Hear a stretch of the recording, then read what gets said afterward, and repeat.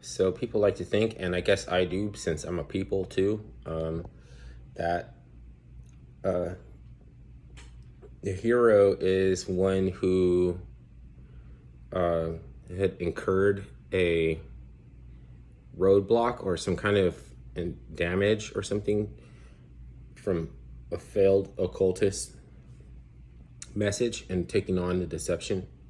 But then, like, what's the truest source of uh, what's the truest faculty about them? It never broke through to them. So somewhere deep inside them, it renders something forward that you could say is a hero. But it's no one take credit for being a hero, because when you do like an action, you say it was neat, it was necessary. I just saw it. I just seen it. I just knew it was necessary, and then whatever happened and something switched. But I'm not a hero and yada yada. Well, there's a reason why people think like that, and it's because of like it's because of accountability. It's accounting for the impact. Like, you don't just take accountability for the wrong things you do. Like, it's the right things also. So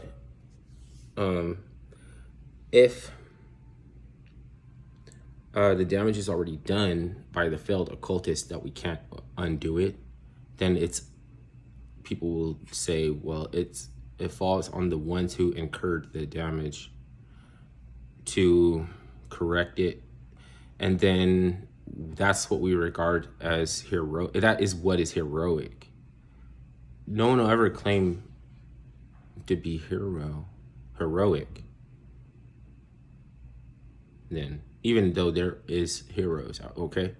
So it's just like, that's what we classify as heroic, right? Rightfully. And nobody wants to take credit, because it's like, nah, I was raised right. No, everybody did me right. Like, my mom was a mom. My dad was a real dad. Like, I'm not gonna act like I'm damaged goods, you know. But it's like, you're the cream of the crop. It's the cream of the crop. So a lot of damaged goods are mixed in with these wannabe occultists who like to degeneracy. You might have to spend time in the same cellmate bunk room to figure out that you're nothing like that. Oh, see? And for everyone else, nobody knows who's different. Nobody knows that you're not kin folks. It's like, not until you correct the damage that was done to you, then whatever that is helps people. Helping people fucks them up, but helping yourself helps people in ways you couldn't imagine. So, wow. It's not all about material. That shows you. Because there's ways of thinking that are resourceful and also can create value within your community. And then there's just resources that you can say at some point is necessary also. So, because both of those things are necessary, resources and people that are in a way spiritually resourceful, because they find something in you that you don't even know that's there, right? We don't have, like, honestly, in hindsight, we don't have a problem. But why is it always 2020 hindsight? You have to ask that question. You don't want it to always be that the vision comes in the form of hindsight being 2020. That would be a failed occultist. So if occultism is bad, then why is it also bad to fail upon it? And then what does that mean? I'll try to elucidate without elucidating anything because you already know. I'm going to recite some attestations. I'm going to make some attestations and then follow me to the point where you feel the urge to add any unnecessary or anything that is not pertinent, right? Like a bunch of arbitrary energy that's like, wait a minute, you can't say that. Okay. And I'm just going to recite some things that you know already. I'm not even teaching you anything new. And it has to do with the term spirit. Okay. Tell me if this is EWE or if you get the gross icky factor, right? Because humans, empirically and non-empirically, relate spirit to mean these things, right? There's air, which can double over as oxygen. You can say oxygen, but it's air. Like the Holy Spirit is oxygenated air. Wine, which is latent spirits. And that'll go back into scientism and the reason why monks make bourbon and Burgundy or whatever wines that they make. It keeps them somewhat grounded in like principles of alchemy that are also inherent in spirituality, even if their book doesn't have it. So, okay, there's air, wine, solar phallic energy, that's semen, which is only the second most powerful substance next to menstrual blood. Then there's a color, which color is emotion. Emotion is spirit. So human means a spirited man, which means that he's an emotional man or something like that. But he's in hyster. So you don't want to get to touch with your emotions because it's hysterical. And humanity translates to hysterics and folly.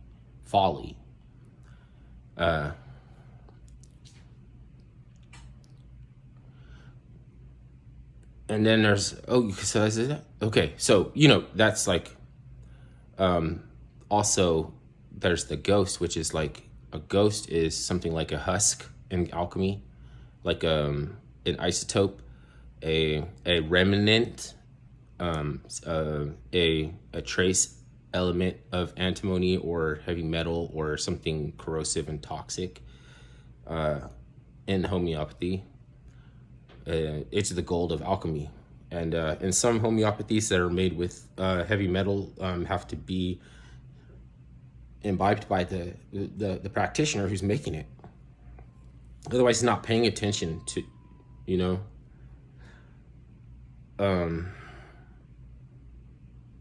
So what's this? Air, wine,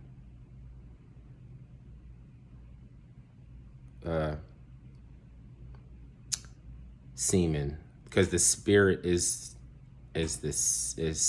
semen. That's icky, right? You know what I mean? And it's scientism in an extent, and you can't be crazy enough to build or base a religion off of it. Like, it's like Coomerism, but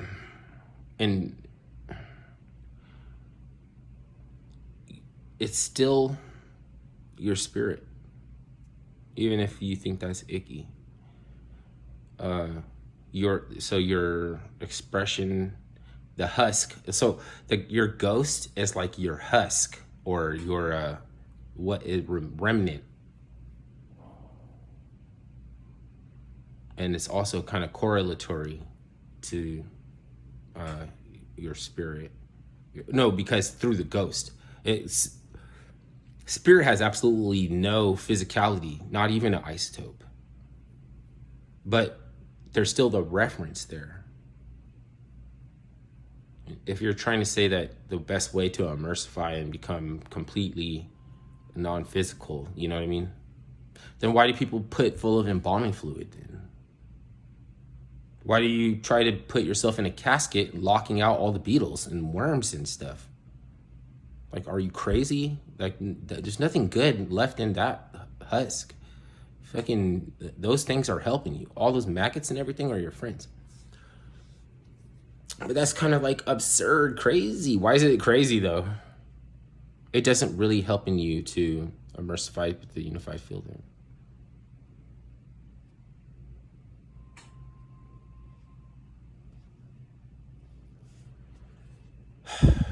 I was watching some videos that were showing some pre-Diluvian influence on Chinese culture and Dravidian culture and everything.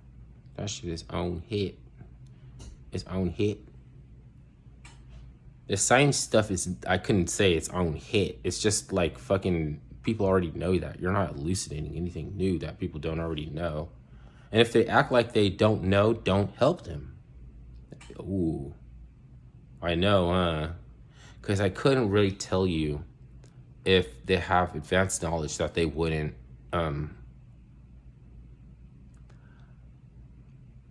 what's it called? You know, it's just like there's some Trump supporters out there that are so afraid to admit that they support Trump, that they categorize themselves with a group of people that the majority of is anti-democratic, because they want to fucking kill off their fucking competition in a democratic process. Fucking make up your mind what you want to do. You wouldn't even know that I wouldn't support your policy positions if you had one. Fucking try any old thing then. Something might work.